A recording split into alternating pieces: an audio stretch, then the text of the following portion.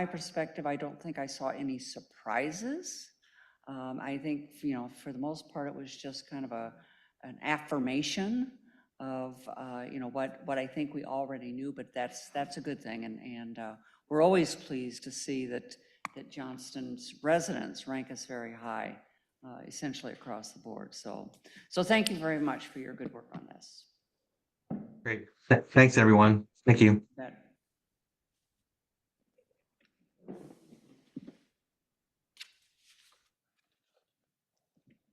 The next item on the agenda is a presentation on our audit. Good evening, Mayor and Council. We have Sarah Bonsack with Bonsack and Fromwell in the Zoom meeting. She will give a presentation on our fiscal 23 audit, which you all have a copy of to keep.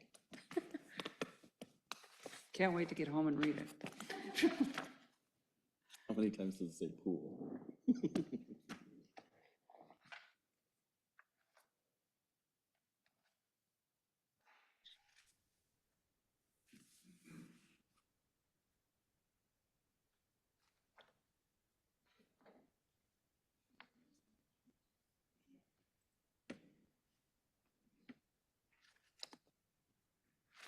Can you hear me?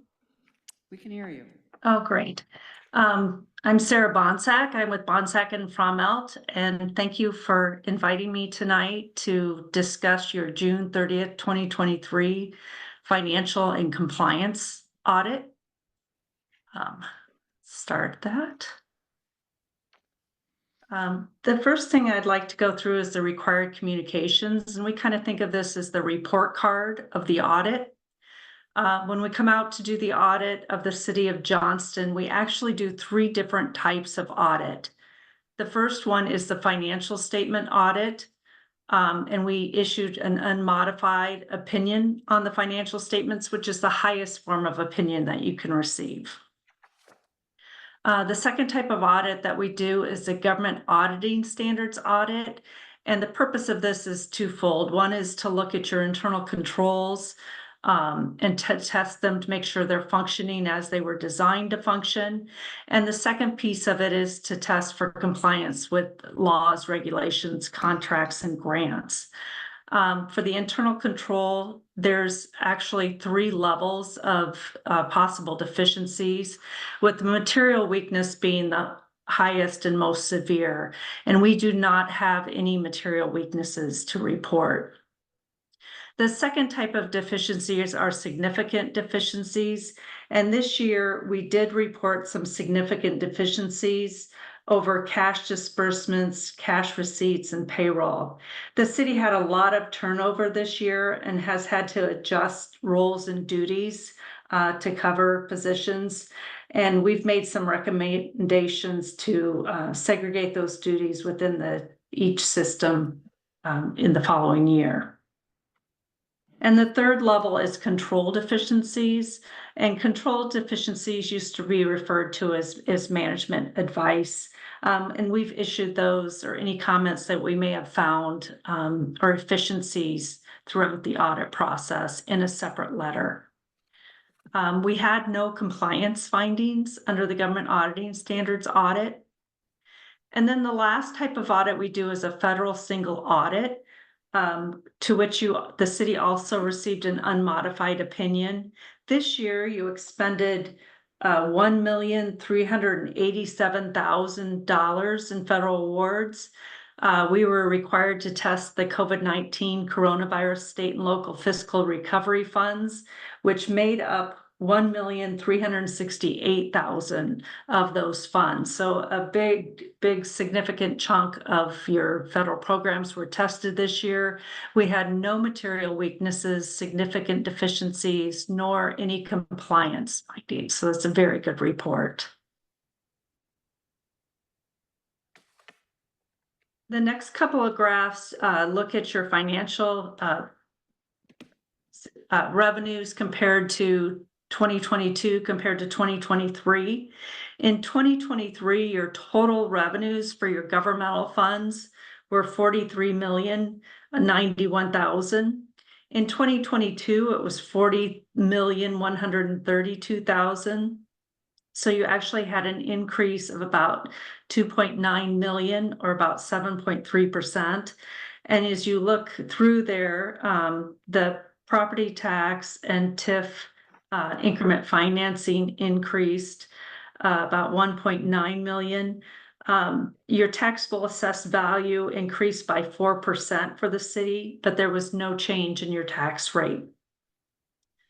The second area to look at is use of money and property. And this year, the city took advantage of the rates that were out there and invested. And that resulted in an increase of about $1.4 million in revenue to the city this year. And that's somewhat offset by miscellaneous, which decreased about 478,000. And that was primarily due to last year you had insurance reimbursements from the hail damage in the previous July. The next graph is looking at your governmental funds expenditures. Your total expenditures for fiscal year 23 were 49 million compared to 2022, which was 91.7 million. And you can quickly see that that was in the debt service and capital outlay. Last year, in 2022, the city issued 20.2 million in general obligation bonds and 5.7 million in taxable general obligation urban renewal bonds that refunded several other issues that were outstanding. So they came through as debt service.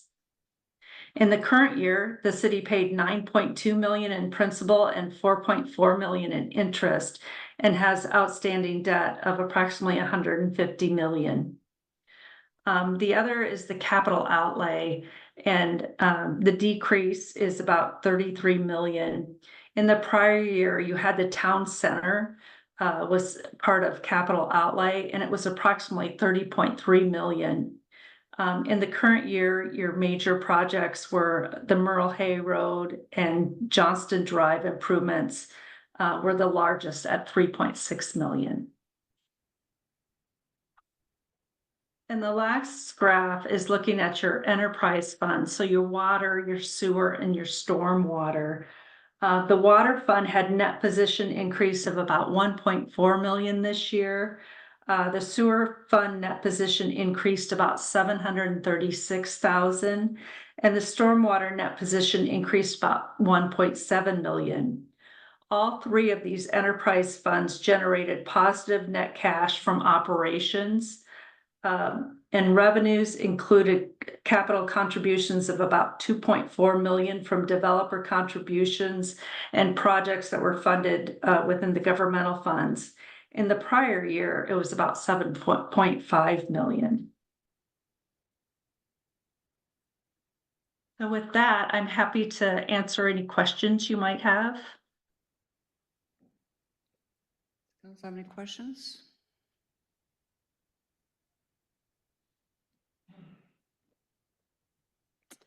I'm not seeing any.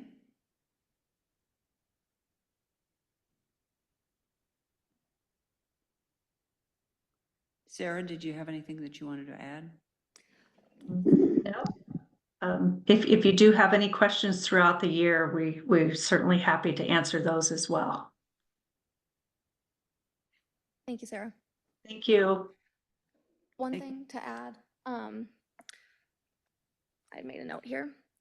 Our general fund surplus at the end of the year, we came in, I think it was about 600,000 in surplus in our general fund items, which is, we had originally budgeted a deficit of 126,000. So just in light of all of our budgeting items, we did end fiscal 23 opposite of how we had planned. So That's positive news, right? that is positive news. Any other comments on this, Council?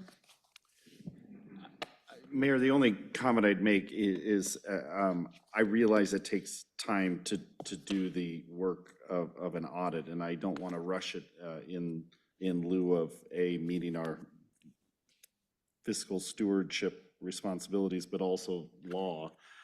But if there's any way we can continue to look at getting these in a more timely manner so that we can actually be responsive in the subsequent fiscal year, it would be greatly appreciated.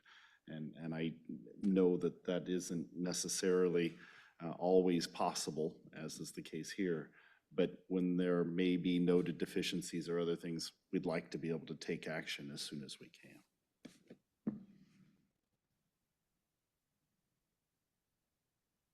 Yes, that's always the goal. I know with changing in staff, a lot of stuff got pushed back, but I know the CPA firms are significantly behind as well. So a little on us, a little on them, and the timeliness of it. Thank you.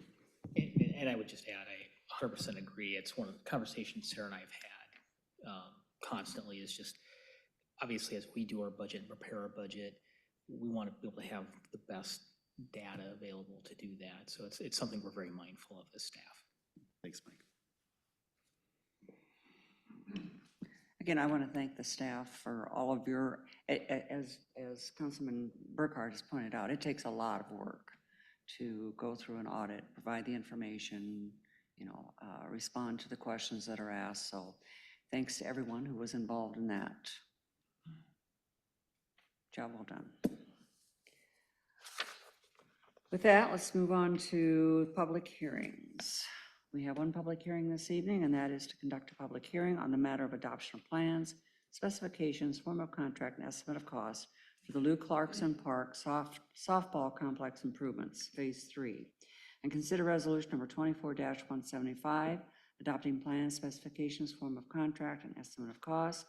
Consider the construction bids. Consider resolution number 24-176, making award of contract to Meston Brothers Irrigation and MPS Engineers, PC, doing business as Kingston Services, PC, and consider resolution number 24-183, approving construction contract and bond. And we'll open this public hearing at 7:52. Good evening. On June 18th, the city received bids for the Lou Clarkson Phase 3 improvement project. With two different types of work being performed on the project, the city packaged the work so that it could be completed by one or two contractors. So actually on the Lou Clarkson Phase 3 project, we had two separate bid packages. So on the first bid package, we did receive 5 bids. And the bid package 1 was to install some concrete walkways between 2 of the fields at Lou Clarkson softball complex. Put in some footings and install shade sails behind the backstops, as well as to install some drainage pipe in between the 2 fields in the same area that the concrete will be placed. The engineer's opinion of probable cost for bid package 1 was $67,730. The low bid received was $69,680. On the second bid package for irrigation to irrigate the softball fields there at the softball complex, we had 3 bidders, and the engineer's opinion of probable cost on bid package 2 was $87,000. The low bid received was $55,000. For a combined estimate of $154,730, and our bid received combined was $124,680. MPS was the low bid on bid package 1, and Meston Brothers Irrigation was the low bid on bid package 2. So with that, staff and the engineer would recommend approval of the project. Be happy. Council have any questions for Matt?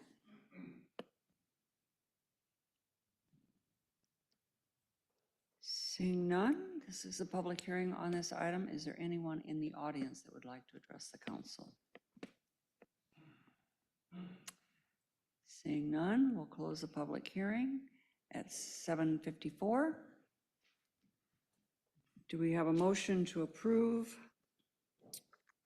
resolution number 24-175? So moved. Second? We have a motion and a second discussion. I just real quickly want to thank Matt and the city staff. This is Phase 3 of this project. Phase 1 was extending water and utilities to that site. Phase 2 was construction of a permanent restrooms and concession stand, which has been completed already, and we've done a ribbon cutting on that. And then this will allow for really maintaining the quality of the fields and also the fan experience with the shade structure. So really excited about seeing Phase 3, as are the Johnston High School Dragon softball players who tonight won their game 11-7 over Southeast Polk. So, including one of those runs was scored by a young woman named Harper Ross Cope. So anyway, greatly appreciate the work on this, and I'm excited that we got bids that allow us to move forward. Any other discussion? Seeing none, Cindy, vote please. Councilmember Martin, Yes. Ready, Yes. Burkhart, Yes. Cope, Yes. Evans. Yes. Motion passed. Do we have a motion to approve resolution number 24-176? I move. Second. A motion and a second, discussion? Cindy, vote please. Councilmember Ready, Yes. Burkhart, Yes. Cope, Yes. Evans, Yes. Martin. Yes. Motion passed. And do we have a motion to approve resolution number 24-183? So moved. Second? Second. We have a motion and a second, discussion? Cindy, vote please. Councilmember Burkhart, Yes. Cope, Yes. Evans, Yes. Martin, Yes. Ready. Yes. Motion passed. Moving on to the consent agenda. Do we have a motion to approve the consent agenda? So moved. Second. Pepsi. Take your Coke. choice, Cindy. We have a motion and a second, discussion? Cindy, vote please. Councilmember Cope, Yes. Evans, Yes. Martin, Yes. Ready, Yes. Burkhart, Yes. Motion passed. Item 7A, consider resolution number 24-174, approving and authorizing execution of amendment number 4 to the development agreement by and among the City of Johnson, Douglas A. Carlson Development, Inc., and Johnson Hospitality, LLC.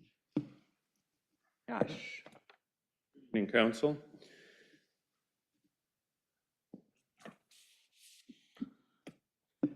What you're considering tonight is what I would consider a pretty straightforward amendment. This is for the hotel being developed right next to City Hall here at 6215 Merle Hay. We have a development agreement with them, and they're asking to extend the completion date to August 12th to complete the construction of the hotel and the parking lot, which is part of our agreement with them.